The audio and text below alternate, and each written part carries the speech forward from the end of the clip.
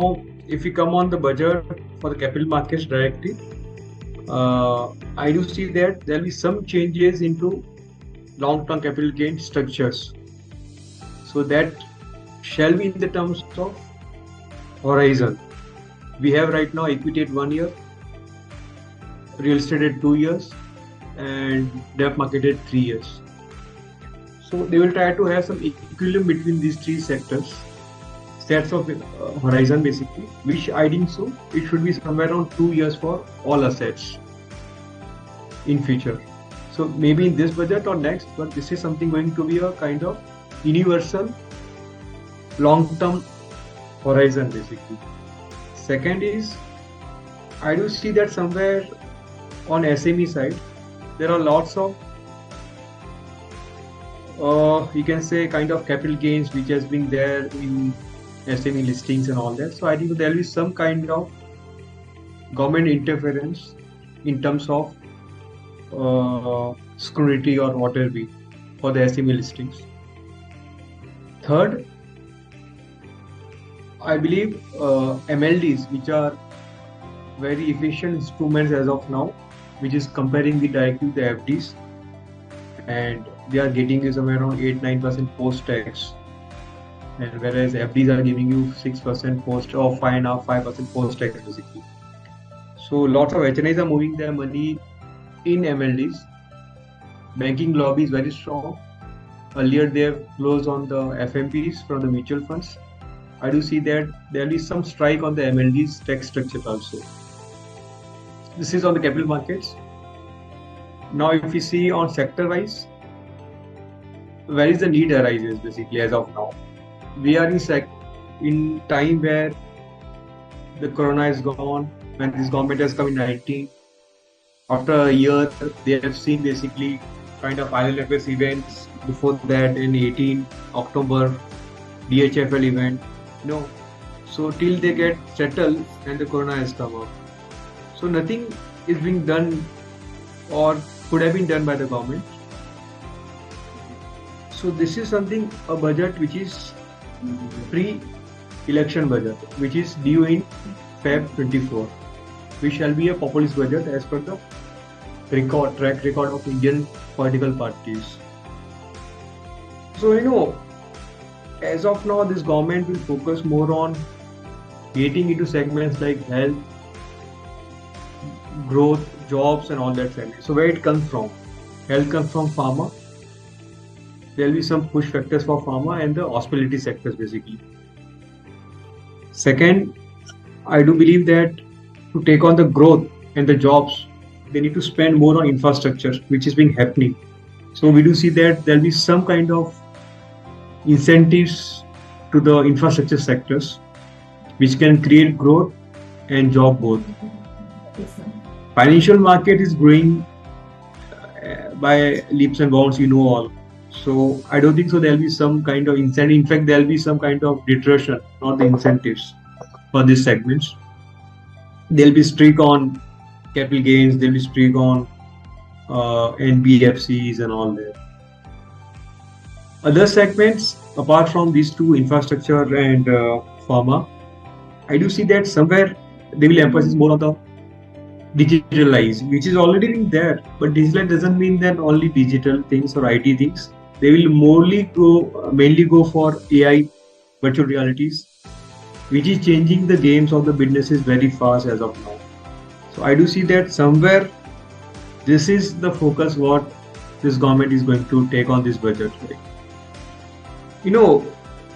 People are not worried about horizon. Earlier it was zero tax. Then it has been being as 10% tax for the long-term capital gain. We said that अरे ये करेंगे तो पूरा market खत्म हो जाएगा, कुछ नहीं होगा ट्रेडिंग. क्या हो रहा है? उसके बाद 10 times हो गया. We have seen that demat accounts being grown like anything in COVID times. So this is something. The new generations, they are more keen about working, business, everything is fine. But parallelly they run their own investment portfolio, which is of higher risk, like bitcoins. I mean to say cryptocurrencies, commodities. Even they work for shares. This is something that enters basically. So this is not going to end. This is going to In fact, reforms. it will grow. It will grow in a better way. So, see, government will play where they see that there will be no sentiment effect. Basically, they have seen it earlier also that कुछ होता नहीं है equity market में पैसा बनता है तो as good as you pay tax out of profit there is nothing to worry. So long term I am saying. So we do see that this has to go up. The market has to improve. Even though they don't do anything, the base effect goes up basically. In every 5 years, we do see a base effect changes. So that way, the limit of 1 lakh shall be there because they will not touch the retail participations. But yeah, the horizon they might change it. I certainly feel that this is going to be the last budget of this government. So this may have things for everyone, starting from entrepreneurs to the common taxpayers like us. So since 2014, I believe we are in a queue to something good. So this year I have some expectations in terms of the tax slabs or the rates. We may see some changes over there.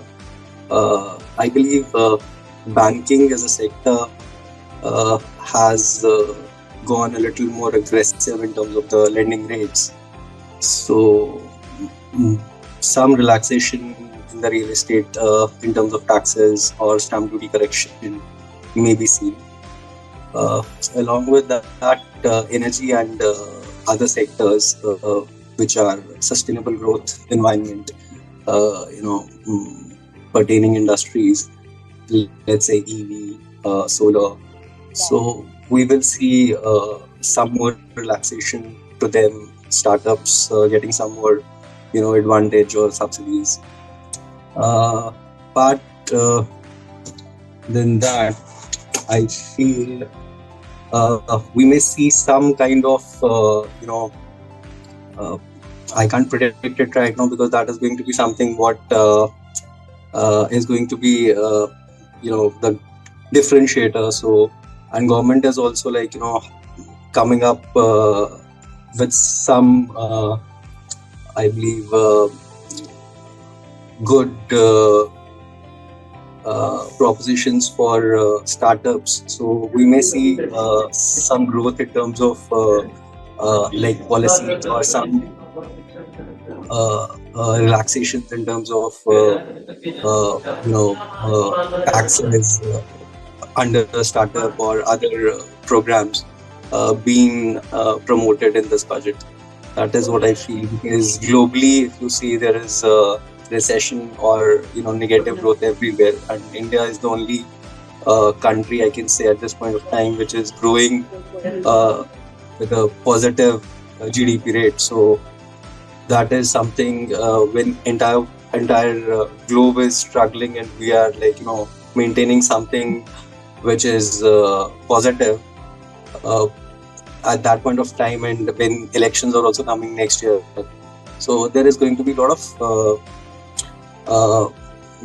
goodies for the common man. All the sectors, yes.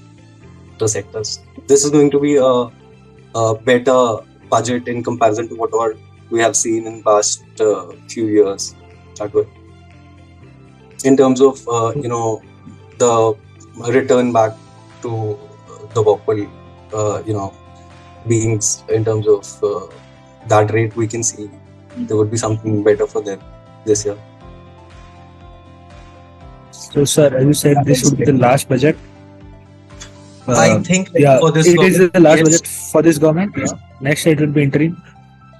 So, what all goodies for the common people can we expect, like a tax rate cut or some exemption benefits? That's all I said. Yes, definitely we can see, because since 2014 we haven't received anything. There is no slab correction. There is no deduction. Slab level increased. Base rate is 2.5 since 2014. So it's been a decade now. So everything is growing. So that will also grow. We may see this also this year. Lot of skilling based companies coming up in the sector. because there have been mass layoffs across companies which are like, global giants, and these companies employ talent which is certainly able to start their something on own, and government may come up with some scheme or some stuff like that, which may end up transforming a larger chunk of the dropouts from these companies to entrepreneurs. So that may be something also which we can expect. There are many expectations, but one of the expectations that I'm wanting that they should do is increase the ATC from 150 to 2 lakh or more than that, because it becomes a task for people like us to kind of save those taxes.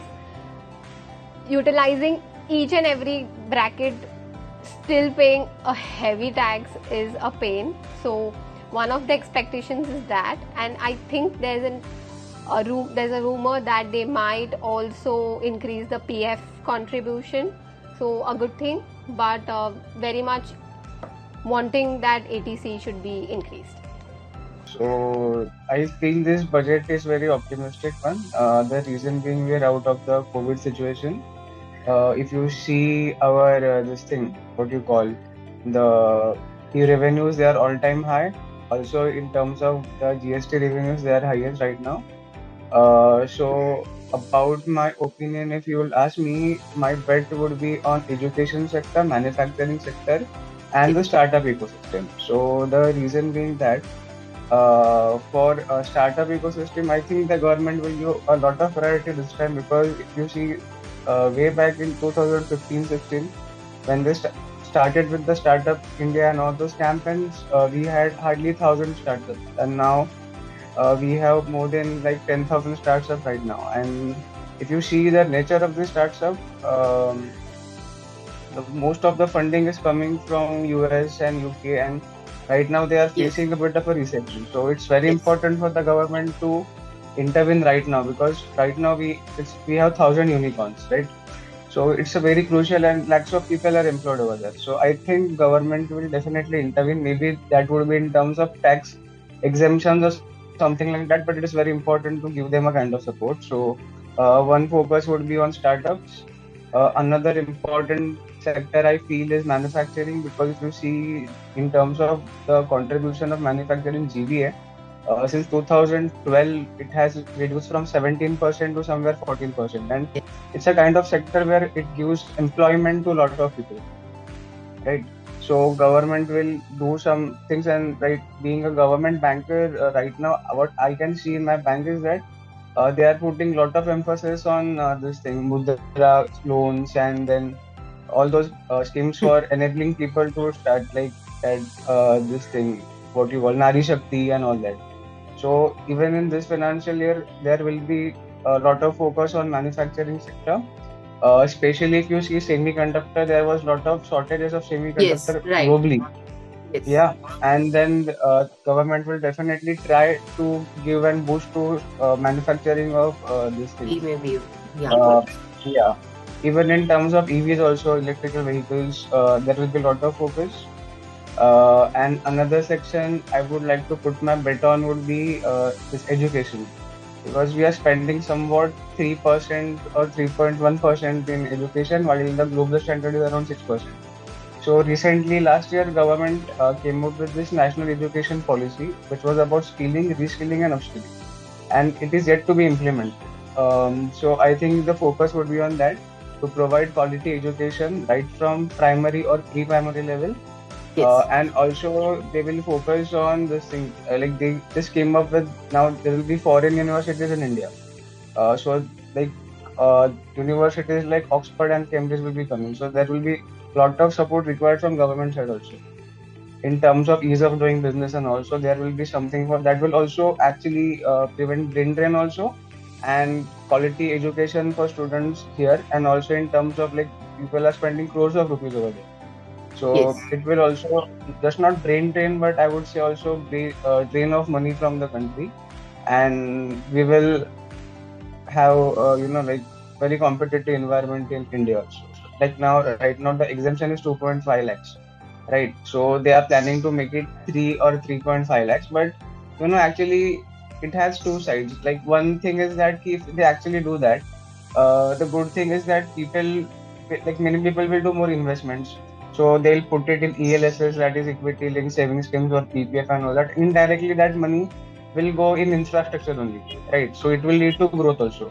But another point what government has to make on that is that if they increase the slab, many people will stop filing income tax because there are huge number of people whose income is below 5 lakh. Yes. Yeah, and what government is right now prioritizing is that they want people to come in the ambit of Tax. what do you call it? Tax, and they want to keep a check on that. So Yes. I really not very sure it will happen, but if it happens, it's good for all of us also, and it will it will inculcate a habit of more investment among people. So personally, I feel that should be done. So that's my take on it.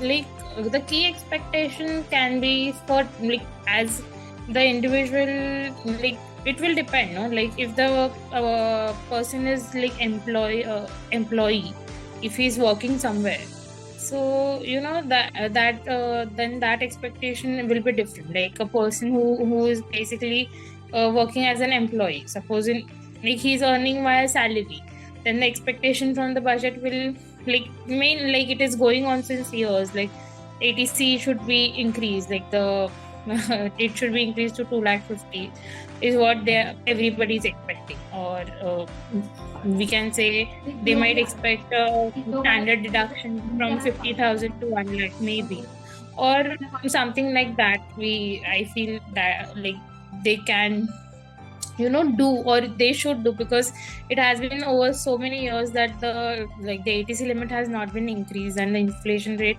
has increased to so much level. But then and we are paying so much taxes, half of our salary incomes are going in taxes.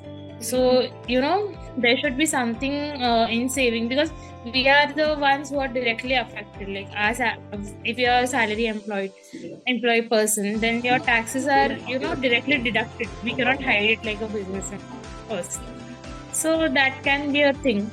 Then otherwise, if you see for banks, I feel they can do a lot better, because since this government is mainly oriented towards infrastructure progress, as I was telling, this government has always been focusing on the developing the roads and railways and basically infrastructure development.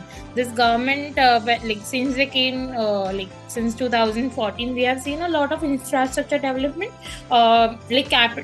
otherwise capital intensive industry also, and as well as in the payment side also. If you have observed, I don't know, but then since the demonetization, the online payment has increased a lot. So this government has been doing a lot of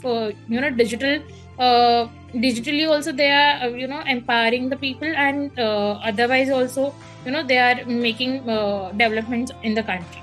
So I feel this budget will always also will focus on the infrastructure development, like roads, railways and all. And then along with that, they might also focus with the digitalization of the the payment gateways, how it can be made more secure and all. So that as I said, the ATC limit can also be increased. I feel the overall sectors that can be which can more benefited. So I feel always I have been more positive towards on banking sector, since any development that happens in the country, it needs some funding, and the funding always comes from bank.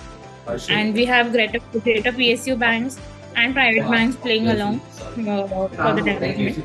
So banking is one of the sector, but along with that, capital intensive industries can also outperform the budget. I feel that. And along with that, the FMCG can also do well, since retail market is into they play a very pivotal role in retail market. So while the budget speech can go on for at least 1.5 hours to 2 hours, sometimes even 2.5 hours, and the budget document can go into hundreds of pages, there are a few things which the stock markets is really bothered about or looking into. Because from the economic perspective and the stock market perspective, there are a few aspects which one would want to look into the budget. So the most important one, and that's the first one which probably everybody looks or tries to see into the budget, is what's the expectation of the government with regards to its spending, which is the expenditure, and obviously with regards to its revenue, which is probably the tax collections and other kind of non-tax kind of revenues which the government earns, right? The difference of that is the fiscal deficit number. So today, what happens is, there is a set expectation which the government has probably from the last budget, if they say that the fiscal deficit should end up at around 6.5% of GDP. As of now, as things are looking, it should probably end somewhere closer to 6.4 or 6.3%. Which probably is lower than what they would have probably otherwise budgeted. But when it comes to giving an expectation for the next year, the fiscal deficit number, maybe, if the government is, kind of really looking at things the way it is today, you would see there are certain deductions on the food subsidy side which are going to go away because there was some promotional food, probably, giveaways which probably this government had done in the last year and the year before because of COVID. They are stopping that kind of thing. So that probably is going to help them on the food subsidy side, and they are also lowering the fertilizer subsidy to a certain extent. So because of that, what the expectations are in this budget is the fiscal deficit number for next fiscal is going to be closer to 5.8%. Now, how do we look at this? The point is, if the government is, going into an election year, which is like, you will have an election in 2024. So you obviously expect the government to spend a little more, and that's where you probably see there would be some kind of, freebies coming in for the rural economy, maybe, some kind of subsidies coming in for the rural economy, and that's where probably the expenses are likely to increase a bit. So if the government says that the targeted fiscal deficit for FY24 is probably around 6% and not 5.8%, that I think is a direction which the government will tell you that they are ready to spend more, even though, there is a chance that they can reduce the fiscal deficit, but still they are ready to spend more. So that I think will probably slightly will give you a direction that, there will be some more spending coming in from the government side, and there will be some money in the pockets of, the rural economy going into the election. So that will help in, increasing spends in that. So that is again one aspect which probably the market will closely look at. Other than that, obviously there have been a lot of SOBs which have been given on the infra side. So this government's focus is more towards renewable energy. So there is a lot of emphasis which is probably going to come in for renewable energy. So you will see some kind of incentives coming in for that sector. Apart from that, I think the focus always in every budget is, what's going to be the spending on the infrastructure side. So basically what's going to be the spending on roads, railways, other infrastructure, energy, for example, power. So I think those are something which probably happen every year. But is the direction probably, where you probably from last budget, this budget, where there's going to be an increase in the spending and all, you probably that gives you a sense of how the economy is also doing and how the growth can come in the economy, because there is a lot of emphasis on probably, spending more or doing more capex on these kind of infrastructure projects. So that again gives you a fair sense of how things are moving in the overall economy. So if there in any economy, if there are certain cuts happening on capex or from the government side, that actually then gives you a direction where probably you say that, okay, maybe the government is not earning that much to actually spend that much. But then given the way Indian economy is moving and this government has been handling things, I think that's not going to be the case for the Indian economy and under this government, at least for some more years. So I think you would see again a lot of talk on what is going to be the spend from their side on infrastructure, on various kind of projects, government projects. So again, the focus is on manufacturing sector. So you see a lot of PLI schemes coming in, right? So for example, in textiles, you might see some kind of incentives and PLI schemes kind of continuing. You might see some kind of duties getting cut off in the chemical sector. You might see some kind of duties getting cut off in healthcare sector. So you would see in medical equipment, in normal equipment, in cap goods, right? On the capital goods, you would probably see some kind of SOPs coming in. So because again, and there are a lot of PLI schemes which are already in place, and there would be some more PLI schemes which might come in. So again, this is all to ensure that there is a push given to the manufacturing sector. So all these kind of subsegments which are probably related to manufacturing, they would see some kind of incentives, kind of coming in from the government side. So largely the focus is to push. So India primarily has been a services economy, right? So it is like 55 to 60% of the GDP is constituted by services, and 20-25% is manufacturing, and 15 to 20% is agriculture. On the agriculture side, it is always a thing that you always have to spend more than earn, right? So you always have some kind of incentives which go in agriculture. But on the manufacturing side, because services has been supporting the economy, I think now this government's focus is to ensure that manufacturing gets a greater pie in the overall GDP. And that I think is going to continue for at least the next 5 to 10 years till this government is in place. And that's where you probably see, all these subsegments of capital goods, textiles, healthcare equipments or normal equipments. You probably see some kind of push coming in the form of incentives. When you're looking at the macroeconomy, you probably will look at these things. The next aspect which probably everybody focuses on is, what is going to happen on the tax. So when it comes to corporate tax regime, I don't think so there will be any major changes, because the corporate taxes have already been reduced to 25% in the previous, probably 2 years or 3 years back when they had the budget. So they had actually already cut the corporate tax rate. But when it comes to the personal tax rate, probably there's going to be some tinkering which probably can happen. So maybe you will see some bit of changes happening in the tax slabs. So maybe currently you have probably a zero tax up to 2.5 lakhs. Maybe that is extended up to 5 lakhs. You might have certain bit of changes in the tax structure on the higher slabs as well. So maybe you see a change, and that will probably lead to reduction in the overall tax which a retail, is paying today, which a citizen is paying today. So maybe that can happen. That will probably again, give you a direction where you probably are seeing that the economy or the people of the economy will have more money in their hands to spend because there is a certain bit of reduction in the overall tax they are paying. This is on the positive side. On the negative side, what can happen is probably you see some kind of changes on the products. Like for example, equity, as of today, there is a long-term capital gains of 10% and short-term capital gains of 15%. If there is some tinkering on the negative side, for example, if the long-term capital gains is increased to 15% because there's been more participation in the markets, in the equity markets, and to take advantage of that, maybe if the government increases those kind of taxes, that will be probably negative for the stock markets.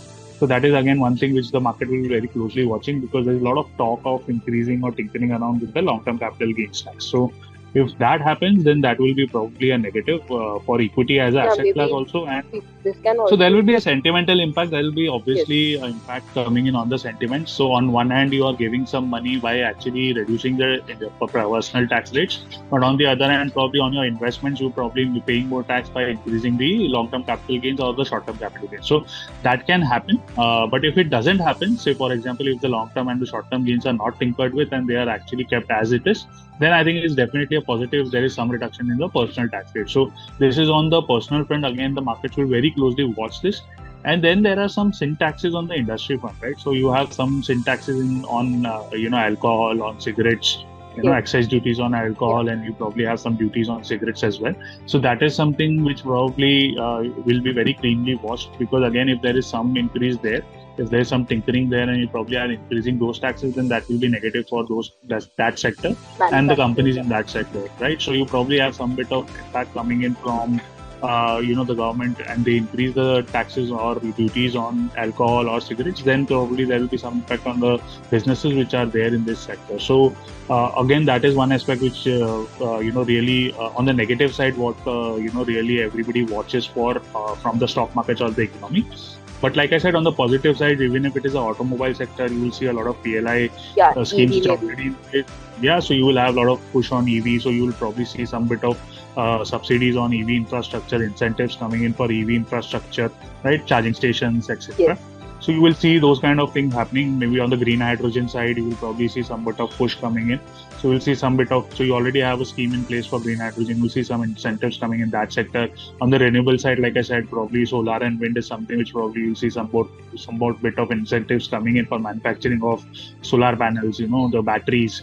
So all of that probably is going to, be on the positive side. So any sector which probably looking at whether it is real estate, whether it is automobiles, whether it is infrastructure, healthcare, capital goods, textiles, you will see a lot of positives kind of coming in, and that's the case every year. It's nothing new. That's the case every year. You will see some bit of increased kind of incentives or subsidies or spending from the government side coming in these sectors. But like I said, the market doesn't really give too much weight to all that. The market really looks in for specifics, right? So when it comes to fiscal deficit number, when it comes to taxes, market actually will give a lot of importance to all this stuff. If there is anything negative coming in, from that, I think that is something which probably the market will look in for. So that exactly is what one should focus on while hearing the budget, because when you hear the budget, there is a lot of things which go on various sectors. Yeah, a lot of optimistic statements, but in between you see some kind of pessimistic statements coming in, some bits of pessimism coming in through these kind of things which the government does generally. So that I think is going to probably impact or take give an impact on the markets. Otherwise, the markets are very neutral to going into the budget generally, because they understand that there's not going to be very significantly different to what has been happening in the last decade or so. So every government has its style of presenting the budget. So this government has also done that, and they know how Nirmala Sitharaman thinks and what exactly is the industry demand. So more or less, it probably kind of goes on those lines. So it is on expected lines, more or less, at that. In that sense, good thing is that in India there are too many. You have a maker and you have a checker, so you don't have things which are going out of place very fast, right? So you have always the RBI who's probably trying to keep inflation always under control. So unlike other countries who are always balancing between growth and inflation, so you're not actually going in a pace where you probably are dumping growth and trying to reduce inflation by dumping growth. So that's not been the case for India. And at the same time, with the interest rates, you're always trying to control the aspect of inflation, and you're also trying to manage growth and liquidity. Yeah. So that ways, I think India is a balanced economy, and with a stable government, it actually gives a good direction to the country with respect to, like you rightly said, other countries, because other countries have things out of place. Larger economies are still doing fine. I would say the US, if you see the fundamental data or the underlying data, it is still doing really fine. So I don't see a very, very, kind of a deep recession there in the US. You probably have sentiments which have changed, but on the demand side, at least things are still looking fine. So larger economies like US probably and UK now, with gas prices also coming down, you will see Europe and UK also kind of coming back, because energy was one of the issues which these guys faced last year because of the war. I think that structurally is going to help those economies. So I think externally things will start looking fine or stabilize, unless we see another shocker coming in terms of a new war, coming in place, or maybe some economy going belly down. So belly up. So maybe some economy kind of really struggling and failing. If that doesn't happen, then I think things will move externally. Also, you'll see stabilization this year. So as domestic economy, like you rightly said, India is much better than outside economy, and outside economies are expected to do well in the coming years. So that way things should be fine for India.